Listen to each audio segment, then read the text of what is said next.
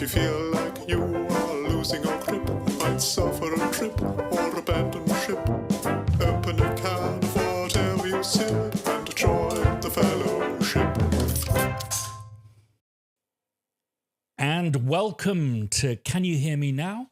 Our weekly podcast, our weekly chat about music matters and matters of music and musical stuff and things and technology. I really must write a script, Alan, for these intros. I always just kind of waffle on. I'm actually incredibly tired today because we have had just the most insane 24 hours. Alan, do you want to explain what on earth has been going on? We've been making a film that's going to come out on the main YouTube channel on Friday, and it's just bonkers. So it's been, how long does it take to set up a sample library company? From scratch. Like, so we had a production meeting it was 11 a.m. yesterday morning for, I'm so proud to say this, a saxophone sample library. I know after so many years, Christian, of being your friend, I finally get you to do a sample library that is a saxophone.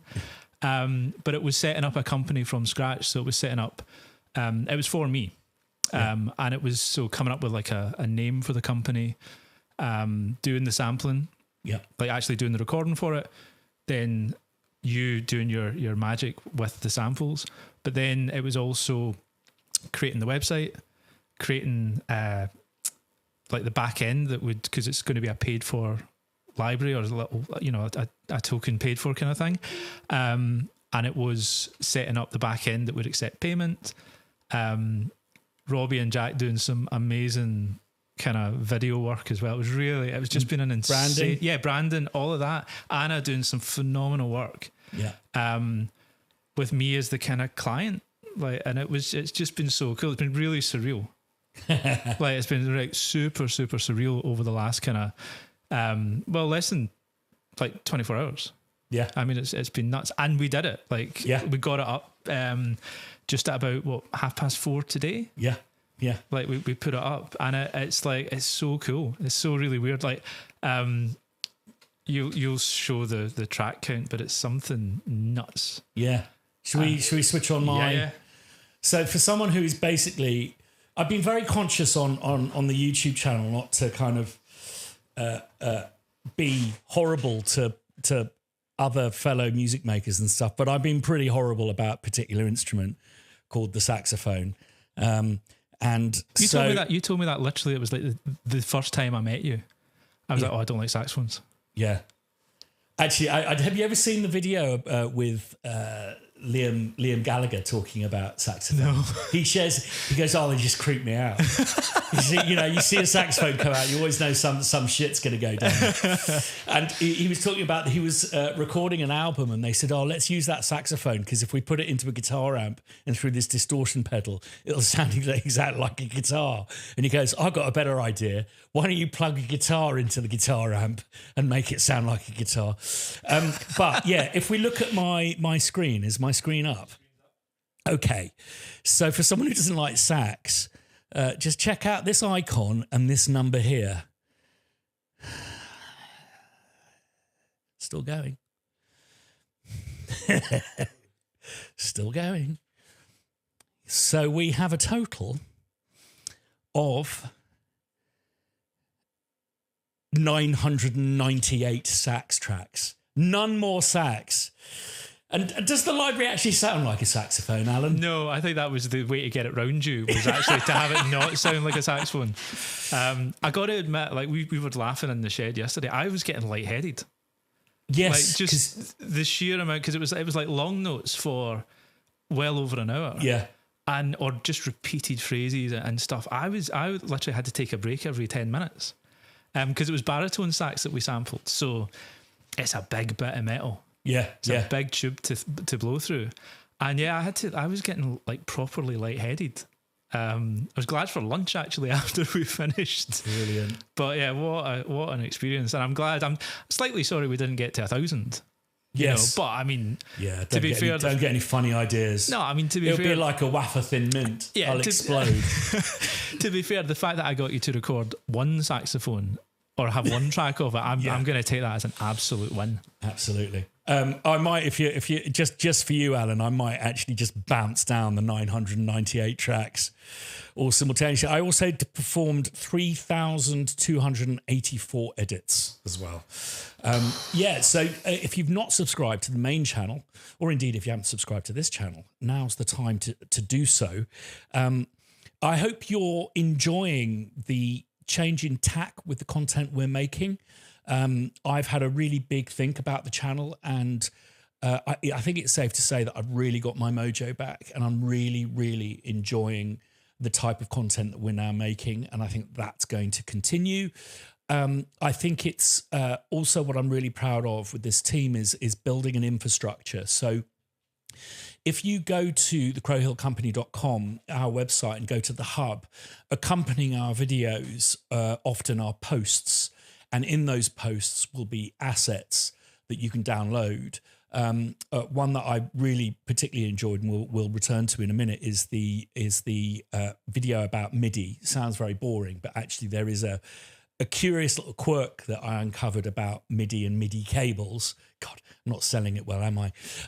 But accompanying that is a thing that we make called blag sheets, which are basically my ADHD brain, kind of the research that I do to create these things that can actually sit on your phone, and you can like quickly get yourself out of a corner if you're trying to transpose an instrument, stuff like that. I'm currently just finishing off the blag sheet for the How to Program Strings film that went out.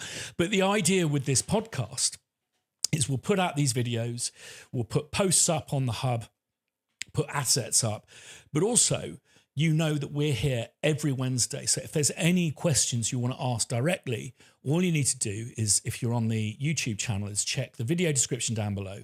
There's a Google Meet and join the fellowship. All you have to do is just log in, and you will see regulars here every week, but they're not here by invite. They just come along, and everyone's welcome to raise any questions. And I'm hoping that this new tack with videos will actually bring up some interesting conversations on this podcast. But we're here every week, 7 o'clock UK time, PM. And we do a cut down version of the podcast on a Sunday, and then that goes out to all of your podcast suppliers. We will be taking it off Spotify. I've just had enough. I really don't like the person who runs that company, and I think that we may be seeing the end of dominance of streaming. I think that people are wanting to value music more, and the more we see these ridiculous things about AI actresses and AI music, you know, we had a talk in the pub earlier, didn't we, Simon? It's like no one has asked for this. No one wants poetry written by a machine or paintings. You know, we've all been to hotels. We've all seen what kind of, you know, paintings that are churned out. They're all made in Thailand, by the way. I was in Thailand, and that's certainly in was it Langkawi? No, it was Phuket. And other than the other stuff they do in Phuket, it's like, oh, that's where all the paintings in like Hilton hotels are made. You know, we've seen all of this kind of stuff. There is a thing called soul. There is a thing called duende, and there is a thing called feeling, and that's what we're after. And so I think that we're gonna unilaterally pull our podcast off Spotify, but you can get it from Apple Podcasts and all of the other kind of ones if you're on an Android phone, that kind of stuff. So do check that out. Talking of the MIDI video, we're doing a competition that's going to be a month long, and it's quite a challenge, this one. Make sure you're subscribed to the mailing list because we'll be putting details in there, and do check out it's the challenges section of the hub.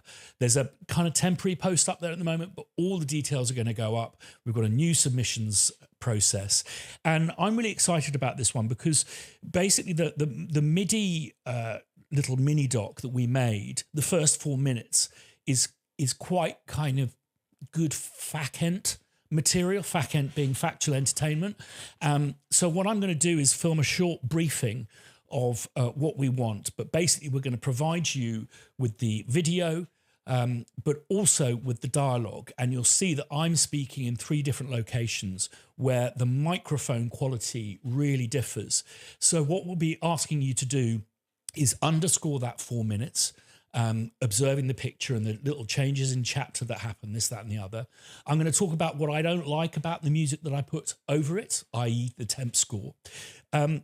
But then what we also want people to do is dub it. So actually mix the music in so it sounds, so it's balanced well, but also to balance out the dialogue. More and more often these days when composers are starting out, they're helping to creators make content. Podcasts are a big new revenue stream for composers, and often a kind of one-stop shop is what people are looking for.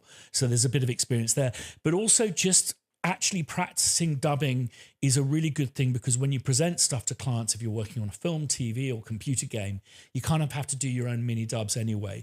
But also I think it's really good because you suddenly understand more what dubbing engineers are dealing with and what kind of frequencies and types of music really make dubbing quite, a challenge if you've not considered the dialogue that's under there. So as I said before, just subscribe to our mailing list, crowhillcompany.com, and then just go to the hub, which is like one of the first 3 menu items on the header, and just check out challenges. Our aim is to give people real life experience without it having any impact on your career. And the prize is going to be the next 3 Crowhill releases.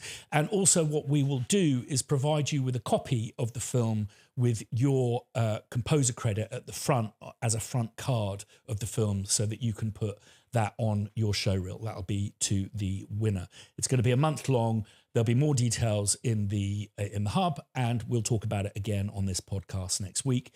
If you have any questions, join us on the Google Meet. Also just delighted to see that there's lots of activity on the Crowhill forum. So if you go to conversation on Crowhill, that'll get you to the forum. And in fact, there is a round robin competition thing going on there, which sounds absolutely fascinating. We'll be certain to feature it on the YouTube channels and on this podcast. Next week, we're going to reintroduce the Film Club segment. We had a big think about this. And instead of doing kind of arty-farty films, I thought we'd do a film where the technical aspects, I think, will bring up some really interesting conversations about how they approach this film. The film is Milos Forman's Amadeus. There's a director's cut of it, which is cool, but either version will do. And for me, I think it's possibly the best film about making music. And the portrayal of what it's like to make music, the frustration, the elation and confusion it causes in composers when they make it.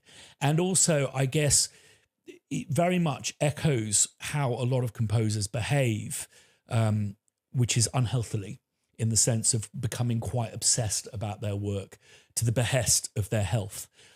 It's a total work of fiction, in the sense that it centers around a rivalry that I believe didn't actually exist. But it was originally a stage play at the Olivier at the National Theatre, where they had the orchestra on stage playing the music as Mozart writes it. It sounds kind of boring and kind of classical and stuff. It's not. It's brilliant. Something for a lot of people who aren't from America will take some getting used to is it's a period piece, but everyone speaks with an American accent. But, as Milos Forman argued, what's to say that if it's a period piece set in Vienna, I think, why do they have to speak in English accents? So is that something that gets some getting used to? We will also have, if you check out the website, details of Alan's library, which is going to be up on Piano Book by the end of the week. That'll be the free version. And also, I really want to be talking about composers and music makers who make sounds and give them to the community, and how we can reward them, and how, because of the state of play with music at the moment,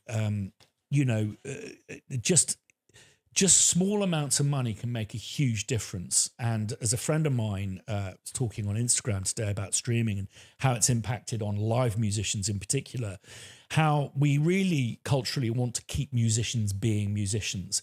And I think in some small way, Piano Book sampling, creating sounds from these extraordinary instruments, and the amount of work that's gone into learning something like the saxophone. I'm going to keep a straight face, Alan. That for me is an important thing to think about. Before we invite everyone in, we usually open up with a couple of questions that have been asked from around the social media and comments put in YouTubes and stuff like that. So what you got for me? Can I just jump in quickly with a kind of response to that? And also, I really want to show off our new camera angle. Oh, yes. Yeah. So Christian, I managed to get him to do a saxophone library, but the trade-off is that Simon and I have to appear on camera at some point. So we're going to get it's a fisheye or nothing, so that was it. For me, I think as someone who was up until recently in a well-paid regular job, up until last year, I taught at Edinburgh College, and I had been teaching there for a long time. Deciding at 40, I was 40 when I left. Going back out in the freelance world is scary. Like it's kind of like you think, oh my goodness, like the last time I did this, I was in my early 20s, and you're a bit fearless at that point. Yeah. And then I think going into a job that I did enjoy, and have fond memories of, but it starts from doing an hour week of like saxophone teaching, and then more and more commitments at the college, then going into classroom and teaching music for film and orchestration, etc., to then going into a leadership role and then a management role, which kind of takes you out of the stuff that you really enjoy doing. Like it took me out of the classroom. So I made the decision to leave, like to take a redundancy package and go, and then set myself back out in the freelance world. And it's very different to what it was when I was out at the start. So the idea of having that over the last 2 days, and I'm hugely thankful to everybody at Crow Hill, because it's been quite an amazing kind of team effort. And I can't, as much as it's like how long does it take to set up a sample library company, it was working with guys that really know what they're doing. Yeah. And the kind of level of kind of expertise from yourself and the guys has been amazing. And to see that, like, we were having fun over the last couple of days. That's been what's quite cool, is that it's been really, there's been a lot of hard work and a lot of like people just cracking on with stuff, but there's been a huge amount of laughs. Yeah. Like laughter and stuff like that. It's been really, really fun. Even if anybody goes to, so it's hiddenreelproductions.com, they'll see a kind of a silhouette kind of drawing thing that Jack, I think, did of me, and it's quite funny. It's going to become my avatar for like all my social media at some point, but it's been so much fun, and realizing that actually that is a revenue stream that you can do. Because we did baritone saxophone yesterday, but I'm not just a saxophone player, I'm a woodwind player, and I've got a lot of gear. I've got a lot of instruments. And then just having that put in place. And for maybe people that are looking at this and it's just them, it's going to take them a lot longer than 2 days to do it. Yeah. But the point is you can do it. If it takes you 2 weeks to do it, if it takes you 2 months to do it, you can still do it. Yeah. And I think what the other great thing to do is, if you have friends that can help, is to ask them and to reach out and be like, look, we've joked about it for a long time. And I think it's just, again, we joked about this when I was at college and I was working full time, and having that kind of time to devote to doing something else was just like, you couldn't do it. Because it wasn't just about being at college, it was all the associated kind of work that went with it.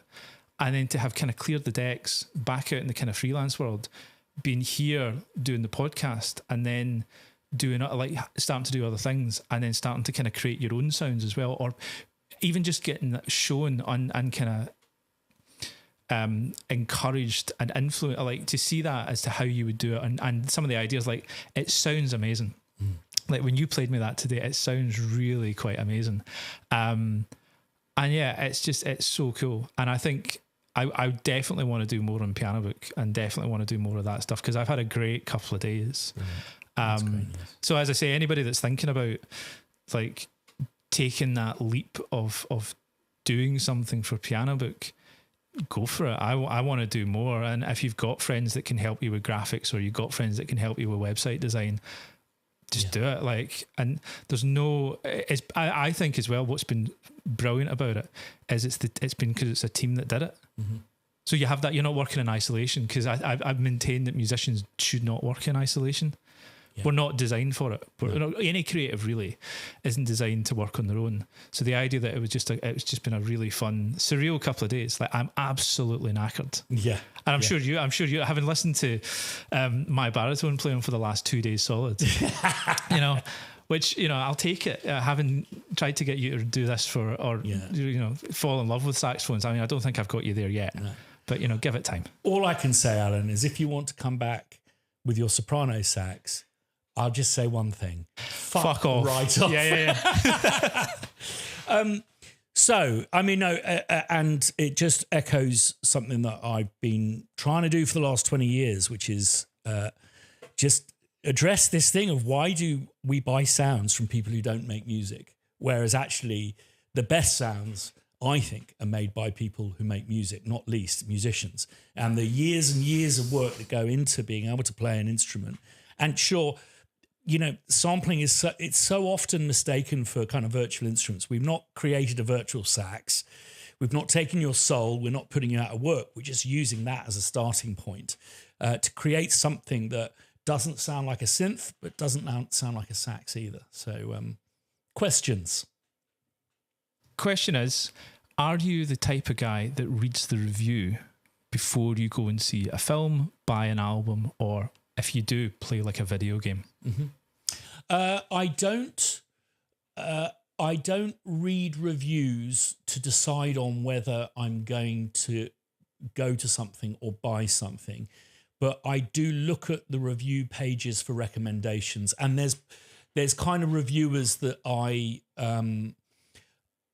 trust. I think Mark Commode is very good on YouTube, and yeah. I've never, ever read reviews for music. It'll just usually be something I hear on the radio, something someone recommends, or I just love the act of going to music shops as well.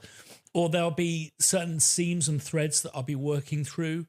So at the moment, for a compositional project that I'm going to be starting soon, I'm listening to a lot of Bartók and a lot of kind of Bohemian music.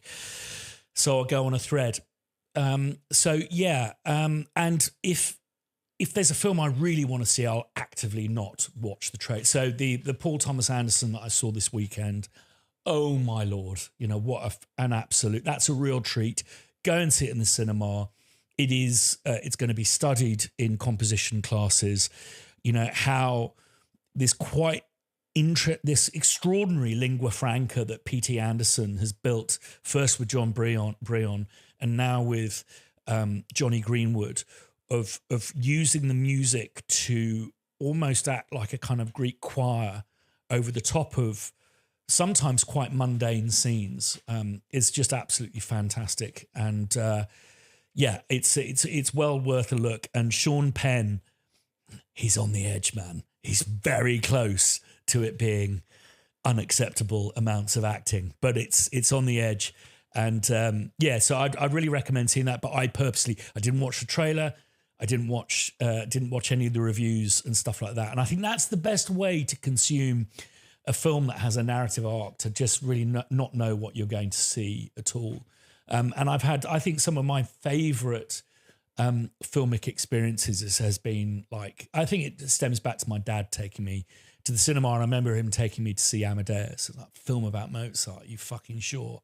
And it just blowing my mind. So that's a reminder that Film Club next week, Amadeus. Before we invite everyone in, is there, I think you said there were 2 questions today. There is. So it's, is there a piece of gear or software that you can't live without?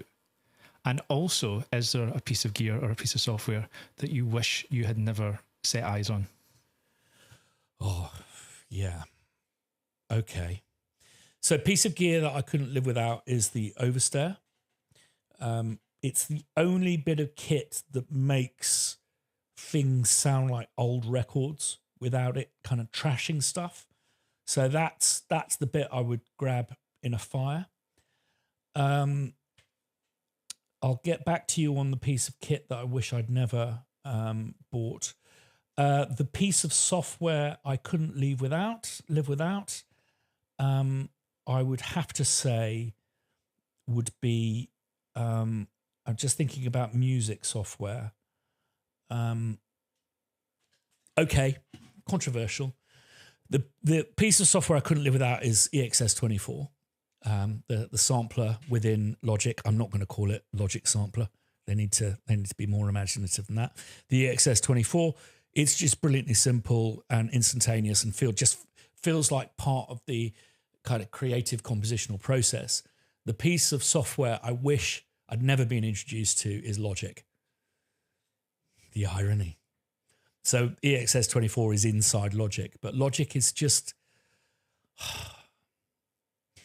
I don't know, it's like your mum getting married and you being introduced to your stepbrother. You look out for him and you kind of have to put up with him, but you wish. Yeah, I've not actually had that familial conversation, so I'm not upsetting any kind of stepbrothers out there. Piece of kit I wish I'd never bought. I'll have to get back to you on that one. I'm sure there is one. But yeah, let's invite people in, eh? I've run out of steam. I'm so knackered. Piece of kit. Oh, there it is. Easy.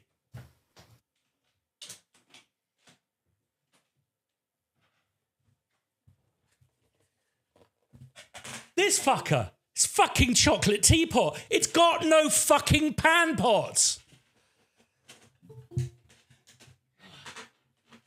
I was waiting on you going to that. Yeah. Like I knew it was sitting there, and I was like, that's the one. That's the bit of kit that he's just not saying. Fuck right off. Have you seen how much these fetch secondhand now? Why? I saw how much they cost new as well, and I thought, why? Straight down there. But yeah. Anyway, welcome to the fellowship, everyone. It's lovely to see everyone. We've got a couple of questions today, which Alan, you can. I'm so fried from. I've been working with 998 tracks of saxophone, and for anyone who watches this channel, they know how much I despise that instrument. Oi. Sorry. Except when Alan's playing it. So Alan, what were the questions again? There were a bit of hardware that you've bought, couldn't do without, and software. And also, are you the type of person that reads the review before going to a concert, seeing a film, buying an album, or playing a video game? Yeah. So if you just there's a little hand icon at the bottom of your screen, and if anyone's watching on YouTube, just want to join the conversation, I'd encourage you to join in. It's a lot of fun, and hopefully we'll take away something from it today. Bruce, I don't believe I recognise you. Is this your first time on the Google Meet? It is. I have been lurking. How are you? So where are you speaking from? I am in Raleigh, North Carolina, and I lived in Buffalo, New York for many years, where there's about 96 inches of snow a year. So that's fun. So I'm in Raleigh, and I'm a huge fan of the Pro Hill software. Right. I was trained to be a classical composer. Okay. And I spent a lot of years as a American Federation of Musicians trombonist, played with people you've heard of, people you haven't heard of. Couldn't make any money, so I practiced law 30 years. Now I'm practicing music again. I just love your software. Thank you. My first synthesizer was a Synclavier. And I just dreamed of being able to do what I can do now with your software. I'm mixing up a track this week, aiming for Bandcamp Friday. That's the Dot Allison software playing along with my shared system, my Make Noise shared system. So I'm using it wrong, I'm sure. No such thing. But or maybe I'm misusing it. But I did notice that I purchased Prehistoric Strings yesterday, and I always look at compatibility. And I did notice that the Dot Allison compatibility still only says up through Mac OS 14, and it's running fine on my Mac OS 15. Yeah. And so I just thought I would mention that. Thank you. That's just us not updating the site. No, it all should be fine. It's going backwards, which tends to be the problem. But we have a tech partner. UJAM makes the kind of the back end, and they keep everything fine and dandy for those updates. Certainly, if there's any problems with, it'll usually be Windows, to be fair. If there's any problems with updates, we will let people know and go, hey, you don't update just yet. I can offer you a scoop, Bruce. We're actually in pre-production on a dulcet choir, which is quite exciting, which will be, a really unusual combination of amazing voices, of which Dot's going to produce that one. So, really, really, thank you for your kind words. And so I don't know how is everyone doing this week. Has anyone seen the P.T. Anderson film yet? Nick, what did you think?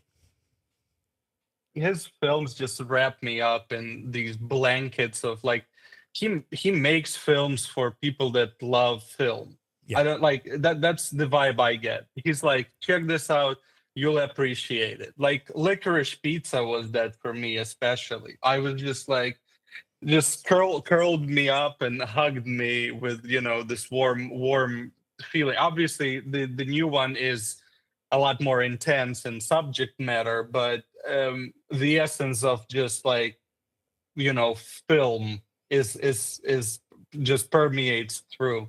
Yeah, and I enjoyed that thoroughly. Did you enjoy the score?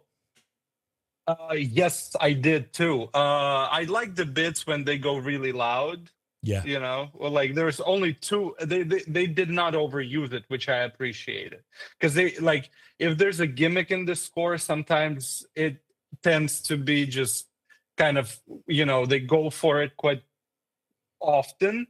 But here there was this like it's used very particularly, this very one bit where it just goes, the strings come in like unreasonably loud, like which is obviously like just a mixing thing where they just went, let's just do this all of a sudden, which I thought, and I was watching it with a friend, and she's a musician too, and she was like she goes, that just just put me out of whack, like it just threw me into this kind of fight or flight, because we watched it in a theater, so it's like it was particularly loud. So I enjoyed it.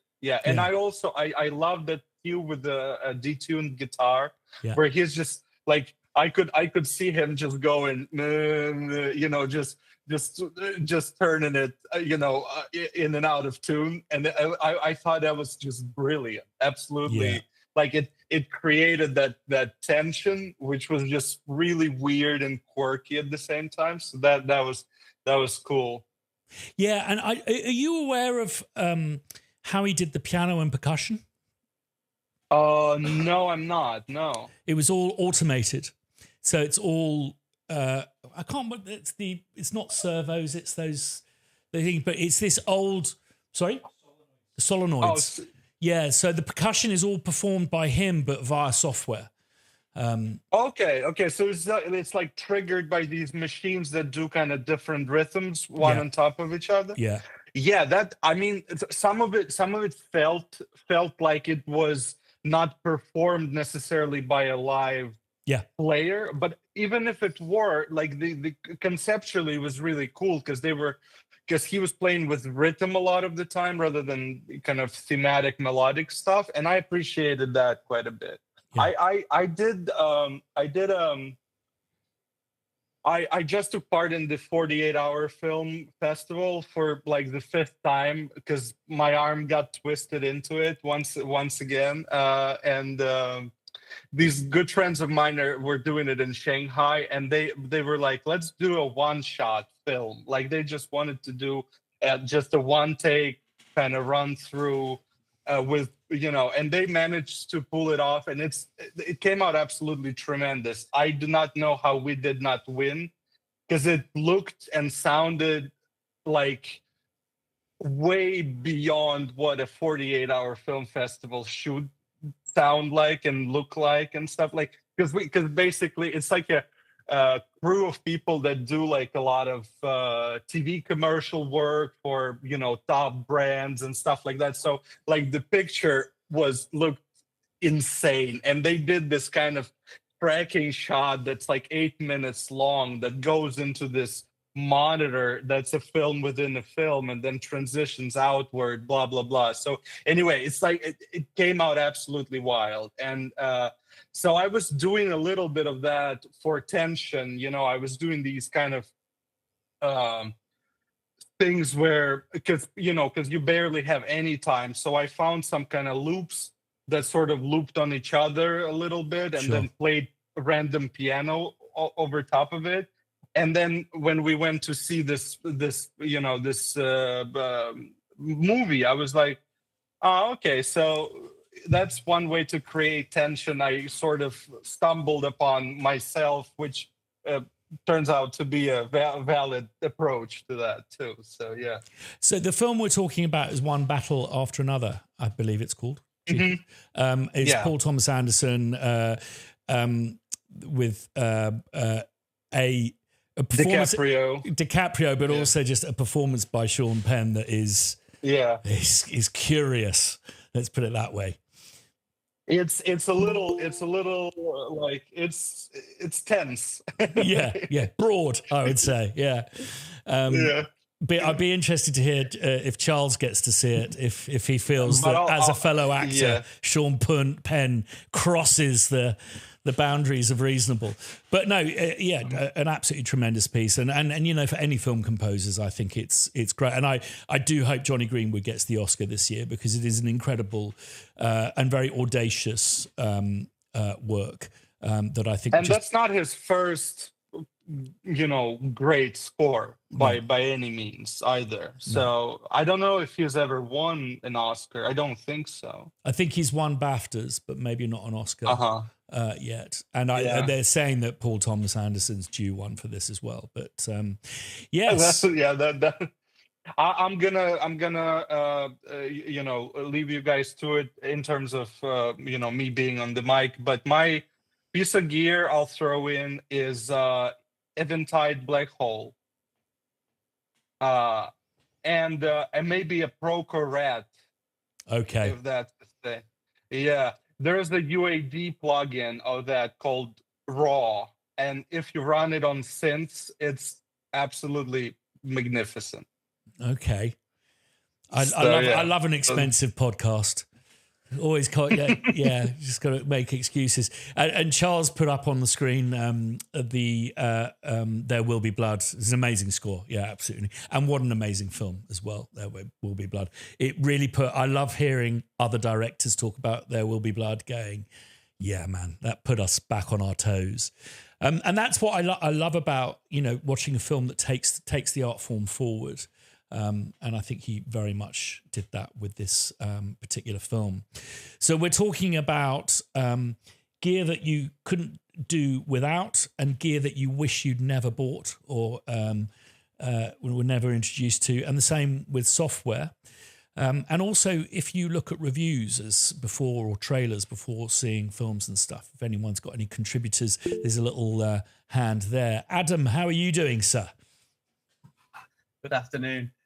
I'm not going to answer that question because you said you're not going to. Sorry. Ask that. Yes, train me. I'm liking my new hat. Thank you. Oh. So the answer to the question about looking at reviews, I'll admit from time to time I do see reviews and it does sway me, which I shouldn't. But the real reason I'll put 2-3 hours into watching a movie nowadays is just research. It's like you suggested Amadeus, so I watched that last week and I was pleasantly surprised because it doesn't look like my thing at all. But other than his Mozart's laugh, it's very good. So yeah, I think research, like you said as well, you go down rabbit holes, you're looking at different things, so you start like, oh, what's this guy done before, and then before you know it, you're watching 20, 30-year-old movies, which you only saw when you was a kid and you actually now understand. So yeah, that's with movies. Piece of software I wish I'd never been introduced to. Back in 2011, I think it was, I bought myself a toy, can't remember, some like drum machine, and it came with Ableton. However you pronounce that word. Yep. I really wish I'd never come across that. Really? Why? That's controversial. So I can look at the only thing I've got to sort of like relate this to is I can look at someone's code and I can go, all right, I understand exactly what they mean. I can look at the code and go, right, okay, that. I look at someone else's code, the way they've gone about this exact same thing, do not get it. And Cubase, I've recently started using Cubase. If Ableton is a slow progress for you, Cubase is miles faster. I'm really surprised that I'm finding Cubase, with my mind, it makes more sense and seem to be quite happy with it. So yeah, I wish I'd never met Ableton. And software that I wish, I can't live without. And I hate the fact that when I was a kid, it was too expensive and now it's free and now I don't have any time, is Unreal Engine. When I was a kid and I had all the time in the world to plow into stuff like that. But now, yeah, Unreal Engine is an amazing tool. I spend so much time in meta sounds and building up game demos and things. And it's just like a way of getting your world and then letting other people experience your world and what you can create and what's in your mind, and then someone else can listen to it. And with VR and things, you don't really need to be a mixing engineer. You just need to have these sounds in space, and you make it as natural or as unnatural as you like. So yeah, Unreal Engine is amazing. Highly recommend it to anyone who's got any time on their hands, but you need at least 3 years. I tried to go back to Cubase recently, and the way I described it was, I'm a piano player. Well, I can play the piano. And I was saying it's like doing a gig, but being given a marimba. It's kind of the same layout, but I'm not a marimba player. And it's just got to this point, certainly with like Logic, where it's just like it's an extension of me. But I hate it so much. I really kind of wish that Avid had a different approach to how it treats people who use its software, because it's just everywhere. And that is the one piece of software that I would say, if you're wanting to go into the industry and work professionally, you do need to pick up Pro Tools. And one of the best reasons I would give for learning Pro Tools is, if you ever find yourself on a dubbing stage with a dubbing engineer, and these places can be absolute bun fights between the dialogue, the effects, and the music. If they want to change the music, and you cannot use Pro Tools, you're basically leaving it to people who are not from the music department to edit your music. And I really think getting up to speed on Pro Tools is important for that one reason. Just joined by Ellery. How you doing, Ellery? Can I ask one more question? Yeah, absolutely, Adam. So I've only just started this. I've just come to the piano book thing, and I don't know if I'm doing this right, but basically I've got an unusual string instrument at work. It's about 200-300 meters tall, and the strings pick up about 12 ton. Wow! And I've been placing these microphones all over the crane, trying to record the resonance and the noises that the crane makes. Will I be able to make a piano book with that sort of recording? I don't know. It's unusual noises. Adam, film what you're doing, send me the audio, I'll make it into an instrument for you, and I'll put it on a YouTube. I love a crane, mate. So no, well, I've got two done so far. Oh, that just sounds absolutely mental. But yeah, of course, Of course. And there's all sorts of different like techniques and technology and stuff. And, you know, what's really interesting, what we did with the saxophone over the last 24 hours is they sound like really amazing pads and stuff. And then there's this like motor thing that is just terrifying. But there's something about kind of otherworldly sounds that are made from an organic source. I think it's about the complexity of the harmonic series. They mix in against dialogue and stuff so much better. So, so Adam, the best way to send that stuff would be through the new submission form. Would you not suggest, Simon? Well, when we get up and running. Okay. So, Adam, if you carry on sampling that, I'll give you some details next week if you're about to send me that, and then that can be the next piano book thing. Because I've actually sampled a roller coaster, and I think maybe a piano book special about being out in the world. But that sounds absolutely fascinating. Could you show that microphone again? What is that? It's a Rode, like Mia. I think it's like a cheap. There we go. That's the one I've been using. Okay. Yeah. Oh yeah. Yeah, I know the ones. Yeah, brilliant, excellent. And something that I'm also investigating is the quality of the microphones in iPhones and how to get the best recordings out of those as well. Les, how are you doing, sir? Very well, thank you. Good to be back again. And good to see you. Quick question, a quick answer to Adam. A device you might want to consider, if you can, is called a Loam geophone. It's a contact device which you use for like seismic surveys, but they're used to capture sounds from within equipment or metal objects. The great thing about them is they record the sound the thing is making rather than the ambient sound around it. And you get some really deep, eerie sounds mixed with the ambient sounds will create some fabulous effects. And it just plugs into an XLR input. So you could use something like, if it had to be wireless connecting like that is, a simple wireless lav pack or a Zoom F3 put somewhere. That's one option. I think the Zoom was something like ChatGPT suggested a Zoom. So I think that sounds like a great idea, because what I've noticed with that recording is I didn't realize just how low frequency the noises were. It's super low frequency. So it's if you're thinking of like horror music, it's the sort of frequencies. I mean, it lit up it's not pleasant at all. It's horrible low frequency. Yeah, so, the Zoom F3 is a 32-bit float recorder, so it will give you a lot of headroom. And then the mic sticks to the machine. Yeah, you can magnetically couple it. You can physically tie it to it in other ways, but they're quite useful. I actually made a copy of that with just an element and some bits and pieces. But yeah, they're about 150 quid, I think. I'll give that a try. Would you repeat what it's called? A Loam geophone. I love watching people all grabbing their pens. They're fabulous things, but they're used a lot by the field recordists to actually get a different angle.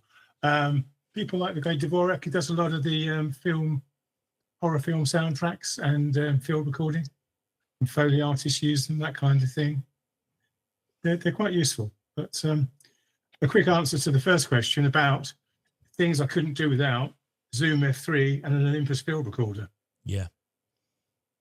I think. But good to see you all again, guys. And you, Les, thanks. That's a great contribution. And I've just talking about like kind of contact mics and stuff. I've discovered something that has really revolutionized my my sample habits. Is I've bought one of those Bone headphones. I don't know, you know the ones that people wear when they're kind of jogging and stuff. It basically means I can sample quiet things and listen to a podcast simultaneously, because it's so deathly boring sampling stuff. So it's brilliant. I've just sampled my dulcitone, but like super deep sampled, like 5 hours of sampling something that's only 2 octaves. But it's just great because it contacts with your temples. It basically means that you can your ears are free to hear what you're doing, but you can also have a podcast playing quietly. So that's my hot tip to the terribly boring world of sampling. To be fair, I have been sampling things for since I was 16. So I'm quite bored of it now. But I always just love, people talking about Piano Book today and stuff like that. I love how there's just this, you never quite know how these things are going to turn out. And there's this lovely, you open the kiln door and you bring out, talking, not literally. And suddenly you hear those sounds and what they've created. It still gives me a high after sampling since I was 16 years old. Next week, we're going to be talking about Amadeus. Adam's 1 week ahead of us already. So if you haven't seen it for a while, I'm really looking forward to watching it again. I think that it's a fascinating film on a number of different levels. For me, an emotional level of its representation of the craft and art of writing music and the complexity of that from an emotional point of view. But also there's some technical aspects to how they approached it, which was quite unusual for that film, but I think is well worth chatting about. And it's just a bloody great movie with some great performances. And yes, Adam's correct. Mozart's laugh is very, very annoying. But that was well documented. Apparently, he had a very annoying laugh. But yes, an incredible film. I hope you guys get to see and join us to chat about next week. Week after that, I may be in the States. But I think it's also maybe worth talking about NAMM. And if anyone's going to be attending that this year, Crowhill is going to have a presence. And it would be lovely to maybe organise a hookup for anyone from the fellowship who's thinking of coming along to NAMM. I will be there, and it should be a lot of fun. So on that note, I'm going to go to bed and try and get the sound of fucking 998 saxophones out of my head. Love to you all. Keep an eye out for it. If you feel like you are losing your grip, might suffer a trip